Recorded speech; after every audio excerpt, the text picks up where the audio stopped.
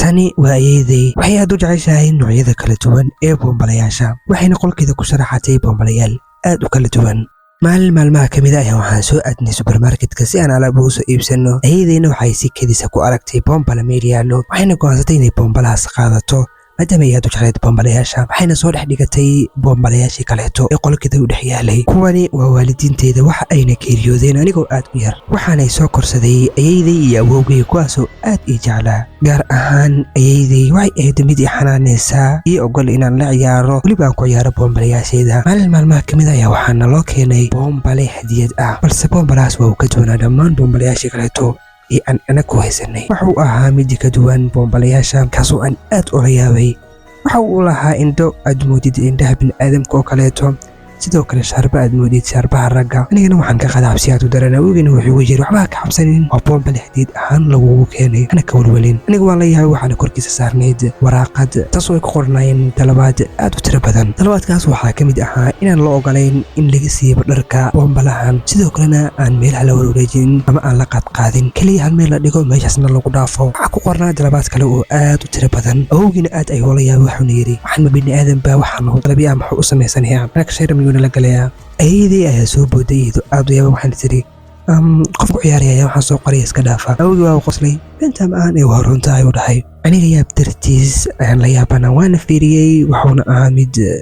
sidii horeetaba aad u cabsi badan habeenkii dambe anagoo fiirsanayno tv-ga waxaan fiiriyey boonbalihii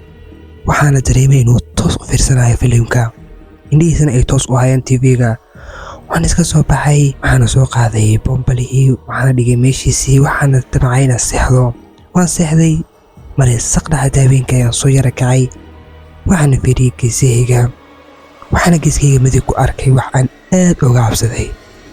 oo qof ayaa igaga muuqday waan soo booday waxaana shidan halkii bisana waxba ma joogo waan yaranahay dhinacaada ayaan iska dhigay waxaan si fiican u fiiriyey meeshii aan ku arkay balse waxba waan ka waayey subaxdii markii la gaaray ayaan waalidiinteeda weydiiyey inay iyagu ahaayeen dadkii meesha imaaday waxaana ii sheegeen inaysan midkoodna qolkeeda uusan u soo dhowaanin anigoo sida u yaaban maalinkii dambe tv-gana daawanayo ayaan waxaa meeshaas geeska ka arkay boonbalihii oo isoo fiirinayo welibana ayaan dareemay waana ka cabsaday maadaama aan si ahaanba uga cabsanayo boonbalahaas indhihiisa waxaana go'aansaday inaan mara soo qaado aan iska leexiyo ama aan iska dado wejigiisana cabsida badan waan iska soo saaray waan iska soo laabtay wax yar kadib markii aan meeshii fadhiyey ayaan waxaa maqlay shanqar amaba qaylo uu qof qaylinayo waan yaabay hooyo waxaan qaylinayo waa iska dhiga tiray tv-ga ayaan iska sii daawaday balse marba markasi dambeyso waxay ahayd qayladu sii kordhaysa sidoo kalena sii noqonaysa mid aad u cabsi badan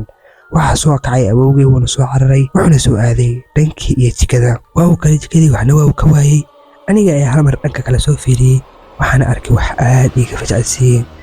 waxaana arkay maradii aan hadda saaraya boonbalaha oo afkeedu uu yahay mid wada dhiig ah ani awgii waan soo wada cararnay waana ka qaadnay maradii sana waa boonbalaha oo afkiisa dhiig leeyahay anigii waan jareeyey awgii sidoo kale waan naxay awgii ku yidhi adiga miyaa marada wejiga u saartay haa ayaan ku dhahay oo wejigiisa ayaan ka cabsaday sidaas darteed ayaana marada cad iskaga saaray si aan wejigiisa u arkin awgii arrinkii waa ula yaabay sidoo kaleeto aniga xitaa waan la yaabay habeenkii waan iska casheenay weliba anigoo sidii ula yaaban boonbalaha iyo waxyaabaha uu samaynayo aad uga cabsida badan xitaa awowgii waa u yaabanaha isaguba habeenkii ayaa la gaaray waan iska seexday sariirteeda taagtay ayaan iska seexday anigoo waxyaabo badan ka fikirayo sidoo kalena la yaaba wixii maanta dhacay waan iska gamcay oo waan iska seexday maray saq dhaxa tahay ayaan waxaan dareemay inuu qofkii kor taagan yahay oo kaleeto indhaha ayaan kala qaaday waxaana arkay wax iga cabsiyey waxaana arkay boonbalihii oo aad wejigayga ugu dhow wuxuu ahaa mid aad wejigiisa igu dhow yahay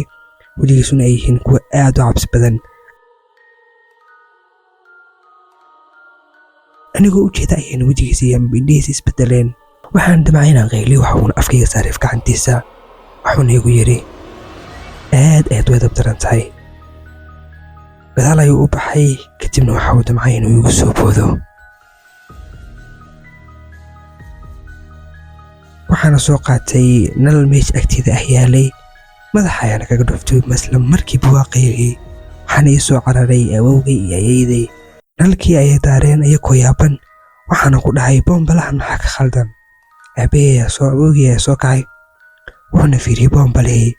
wuxuuna arkay in geeskiis ay wax ka soo jeedaan. waa uuna yaabay, maxaa khaldan, boombalahan maxaa ka khaldan.